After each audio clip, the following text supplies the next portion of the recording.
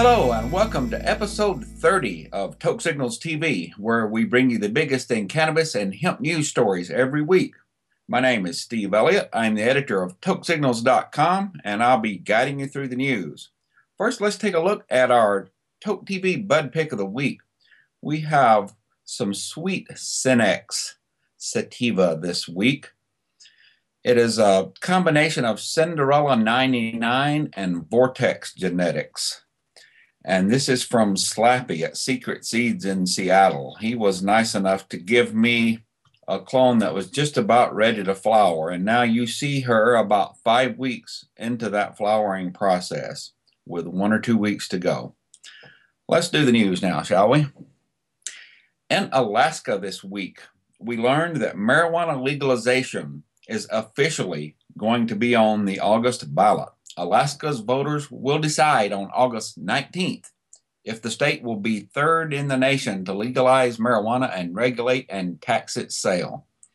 Lieutenant Governor Mead Treadwell of Alaska on Wednesday ordered election officials to put the issue on the ballot, confirming that an initiative effort satisfied the legal requirements. The campaign to regulate marijuana in Alaska turned in more than 45,000 signatures on January 8th. About 36,000 of which were validated by state officials. Just more than 30,000 signatures were required to make the ballot. A bipartisan tidal wave of public support for regulating marijuana like alcohol in Alaska has pushed this issue onto the ballot. And we will be running an aggressive campaign designed to build on that momentum, according to CRMA spokesman Taylor Bickford. Adults 21 and older would be allowed to have up to an ounce of weed and grow 6 plants at home if the initiative passes. Stores selling cannabis will be licensed by the Alaska Alcoholic Beverage Control Board. The legislature would have the option of creating a marijuana control board. A quirk in Alaska state law allows the ballot question to appear on the August ballot with the primary elections of political parties rather than on November's general election ballot. A February 5th survey by Public Policy Polling found 55% support among Alaskans for legalization, with 39% against it. In March 2013, another poll found 60% support. That one was by Greenberg Quinlan Rosner Research. Now, Alaska has sort of a convoluted history when it comes to cannabis legalization. Alaska was, for years, the only U.S. state where marijuana was legal. Most people don't know that. This happened after a 1975 Alaska Supreme Court decision allowing adults 18 and older to possess up to 4 ounces of marijuana and grow 24 plants at home. This pioneering court decision found Alaska's constitution's strong privacy guarantees trumped the government's interest in banning marijuana.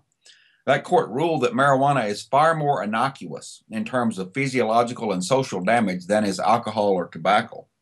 And it ruled that it remained a legitimate state interest to prevent marijuana use by drivers and children, as well as marijuana sales. But Alaskans in 1990 made the boneheaded move of voting to recriminalize marijuana in a 54% to 46% vote. That law, though, was then overturned 13 years later in 2003 by the Alaska Court of Appeals, once again on privacy grounds. A 2004 initiative, which would have legalized marijuana, failed with just 44% support. And the Alaska legislature in 2006 passed yet another new law recriminalizing marijuana again. The new legalization measure would tax marijuana at the rate of $50 an ounce. This is shaping up to be another big year for the movement to end marijuana prohibition, according to Mason Tvert of the Marijuana Policy Project.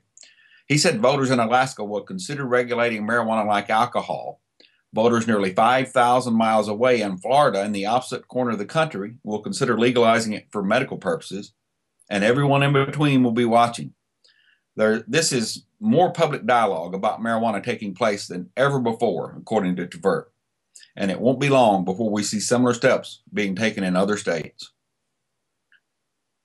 Speaking of other states, in Oregon this week, we learned that the medical marijuana dispensary registry will start on Monday. The Oregon Health Authority on Monday will begin registering dispensaries under the Oregon Medical Marijuana Program. By law, only patients or their caregivers registered with the OMMP are allowed to purchase marijuana from these dispensaries in Oregon. Customers will be required to show a valid medical marijuana card and ID before they can enter the establishments. Under Oregon law, only cardholders, that is, patients, caregivers, and growers, are legally allowed to possess marijuana. Patients can have up to 24 ounces. Caregivers can have up to 24 ounces for every patient under their care, and growers can produce cannabis for 4 patients, possessing 24 ounces for each patient. Dispensary operators and employees don't have to have medical marijuana cards, but will still enjoy the legal protections of the law while they are in the facility. Dispensaries are allowed to be reimbursed for the normal and customary costs of doing business and are required to document those expenses. That information must be given to state regulators upon request. These shops will be allowed to sell growing marijuana plants, but plants taller than 12 inches or with any flowers aren't allowed for sale. If flowering plants are found at a dispensary, the state will consider it a grow site, and the dispensary's registration could be revoked. Grow sites and dispensaries can't share a location under Oregon law. One of the things we're going to do is be very, very tight around grow sites, said Tom Burns, who oversees the dispensary program for the Oregon Health Authority. Applicants who want to register dispensaries must apply and submit credit card payment online. The application fee is $4,000, but $3,500 of that is refundable if the application is rejected or withdrawn. The state required background check on the person registering the facility, proof of Oregon residency, security and floor plan details, and proof of appropriate zoning must be mailed to the state within 5 business days of submitting that online application. Delivery services as such won't be allowed in Oregon, but caregivers may pick up marijuana from a dispensary and deliver it to their patients. Burns estimated that unannounced dispensary inspections by the state will begin this spring. In Kentucky this week, a medical marijuana bill took a big step. It was approved by the House Health and Welfare Committee. House Bill 350, which is called the Cannabis Compassion Act, would allow people with debilitating medical conditions to access and use medical marijuana without fear of arrest. And the Kentucky House Health and Welfare Committee on Thursday approved that bill, which would allow people from suffering from conditions such as cancer, multiple sclerosis, HIV, and AIDS to use medical marijuana. They approved that on a 9-5 vote following a public hearing. HB 350 was introduced by Representative Mary Lou Marzian, a Democrat from Louisville, and co-sponsored by Committee Chairman Tom Birch, also a Democrat from Louisville. It would permit licensed patients and caregivers to possess and cultivate limited amounts of marijuana, and it would establish regulations to operate a limited number of medical marijuana compassion centers, that is, dispensaries, as well as testing facilities. This is the very first time an effective medical marijuana bill has ever passed a committee in the Kentucky legislature. A similar bill, Senate Bill 43, was introduced in the Senate earlier this year by Senator Perry Clark, who, by the way, is also a Democrat from Louisville. Patients suffering from a wide range of medical conditions are grateful to have earned this committee's support on HB 350, said Matt Simon, legislative analyst for the Marijuana Policy Project. Chairman Birch and his committee have taken a stand in favor of protecting seriously ill Kentuckians, and they should be applauded for doing so. Representative Marzian explained that medical marijuana can help many patients for whom prescribed medications have been ineffective. I have seen the bags of medicine that are not working, that are causing addiction. This conversation needs to continue to give our state hope, she said. Nearly 80% of Kentucky adults think people with serious illnesses should be allowed to access and use marijuana for medical purposes if their doctors recommend it.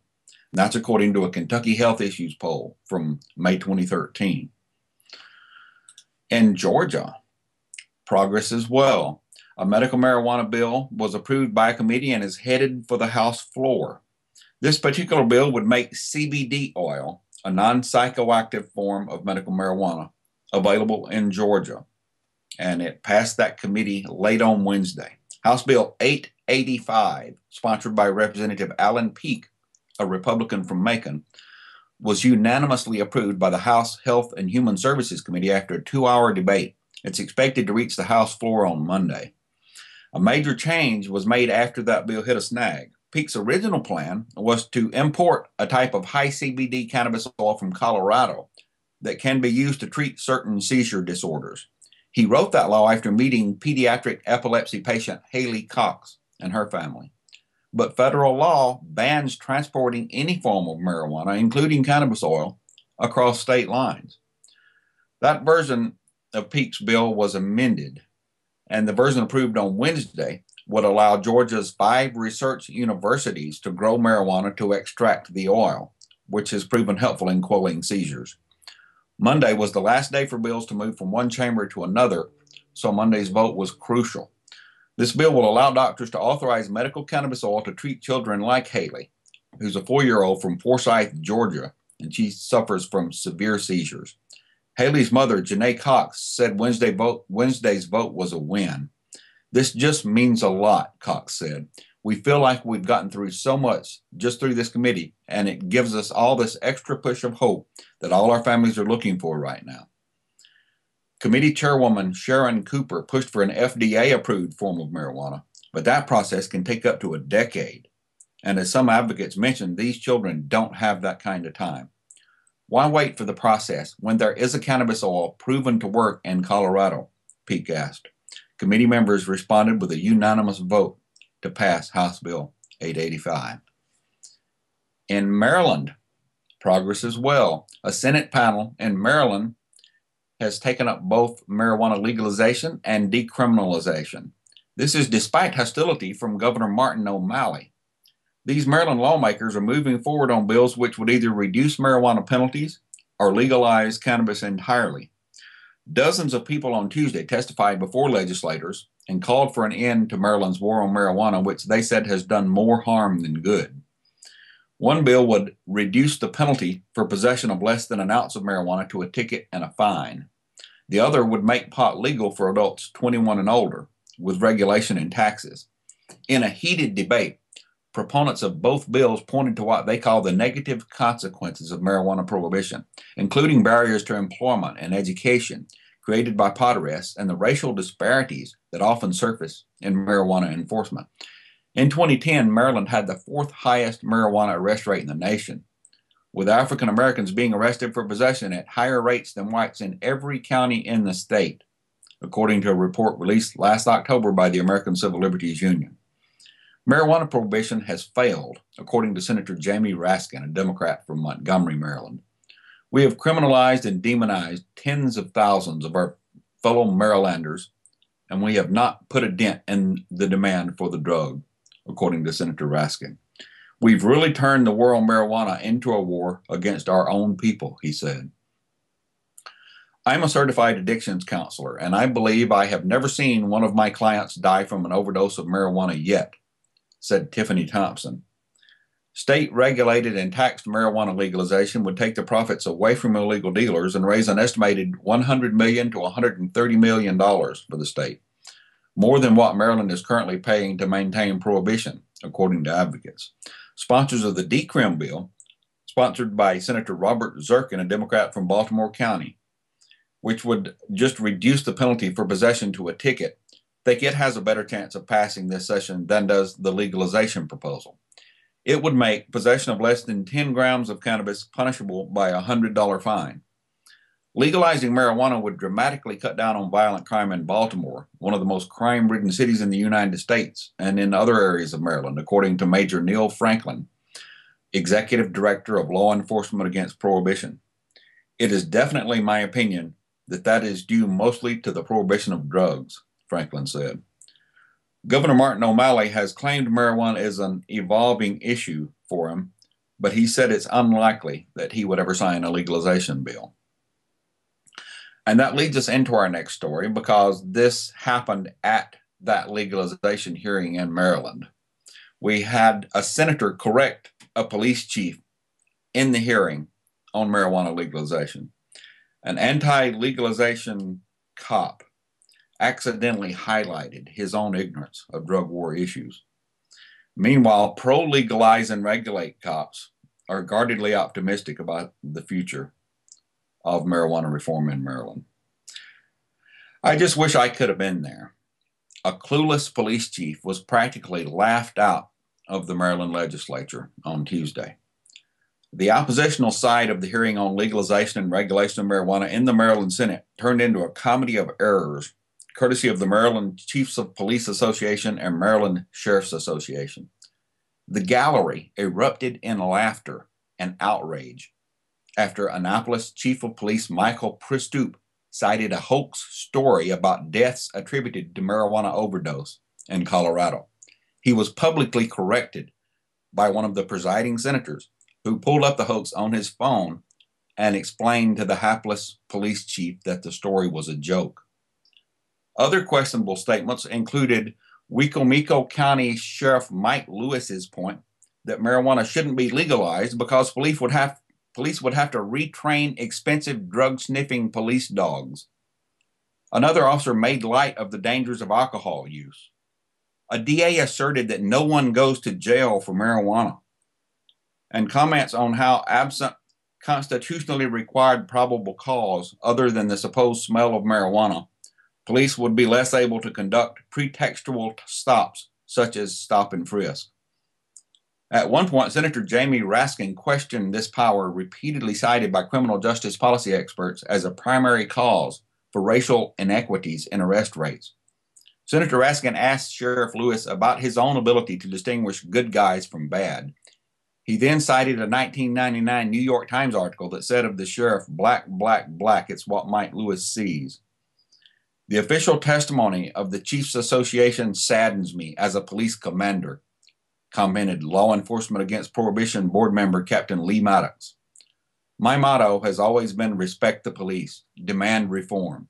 Today, many police gave testimony that was so clearly flawed, it no doubt caused a lot of people to lose respect for a profession of which I am proud to have been a part. I continue to remain hopeful they will come around. I'm not going to get into the safety or danger of marijuana. The destructive policy of prohibition is what we're discussing here today, said LEAP Executive Director Neil Franklin. But any college student can tell you no person has ever died of a marijuana overdose. If police don't bother to educate themselves before testifying before the state Senate on the issue, how is anyone supposed to take seriously their commitment to establishing the best marijuana policy? Not for the funding it brings their departments in asset forfeiture and federal grant revenue, but for the people of Maryland, Franklin asked. I apologize for the information I provided concerning the deaths, the chief said in a statement. I believe the information I obtained was accurate, but I now know the story is nothing more than an urban legend. This does not take away from the other facts presented in opposition to legalization or the good work of the Maryland Chiefs and Maryland Sheriff's Associations. In Ohio this week, an encouraging survey which shows a majority of Ohioans support marijuana legalization. This Quinnipiac University polling survey reveals strong support for making possession of small amounts of marijuana legal for adults. And it also revealed overwhelming 8-1 majority support, allowing adults in Ohio to legally use marijuana for medical purposes. This survey, conducted February 12th through the 17th, showed 51% of registered Ohio voters support allowing adults to legally possess small amounts of marijuana for personal use, with 44% opposed. Support for medical marijuana was even higher, reaching overwhelming levels. When asked if adults should be able to legally use marijuana for medicinal purposes, 87% responded that they should, with only 11% opposed. These results are indicative of a national shift in opinion away from marijuana prohibition and towards regulation and control. In many parts of Ohio, especially the southeast part of the state where I served, growing marijuana is quite common, said Dan Riffle, Director of Federal Policies for the Marijuana Policy Project and a former Benton County prosecutor. The climate and ground are well suited for it, and with so many manufacturing jobs having left the state, growing marijuana offers a viable income in hard-hit areas. Instead of wasting law enforcement resources on raids and busts that never seem to have an impact on marijuana's price or availability, we should follow Colorado's lead by taxing and regulating marijuana, according to Riffle. Let's bring this industry above ground and create much-needed jobs for Ohio's economy and millions in tax revenue for a product that's significantly safer than alcohol and already being grown and sold throughout the state. Representative Bob Hagan, a Democrat from Youngstown, Ohio, has introduced two marijuana-related bills that are currently under consideration. House Bill 153 would allow seriously ill patients to use and grow small amounts of marijuana with a recommendation from their doctors. And HJR 6 would let voters decide whether to make marijuana legal for adults and establish a taxed and regulated system to control cultivation and sales, similar to alcohol. Before we go this week, we have two must-read stories to which I would like to direct your attention. In the first one, we welcome our South African correspondent to the pages of Toke Signals. Chris J. has come aboard, and we're very proud to have him. His first article is Medical Marijuana Bill Introduced in South Africa by Emotional Cancer Patient. And we had some extraordinary testimony in South African Parliament by Mario Oriani Ambrosini. He was overcome with emotion after his speech. He is fighting cancer, and he was able to use cannabis in his fight. And you can find video and a story about his extraordinary testimony on tokesignals.com. The other must-read story that you should take a look at this week is 7 ways you can avoid becoming a marijuana arrest statistic.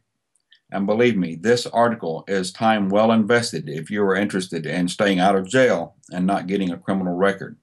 If you choose to use cannabis, and why wouldn't you? There are a few ways to minimize the chances of your becoming one of the 700,000 plus people who get arrested for it this year. If you want to learn those, check out the article, 7 Ways You Can Avoid Becoming a Marijuana Arrest Statistic. Until we see you again next week, I hope you decide to stay lifted. See you then.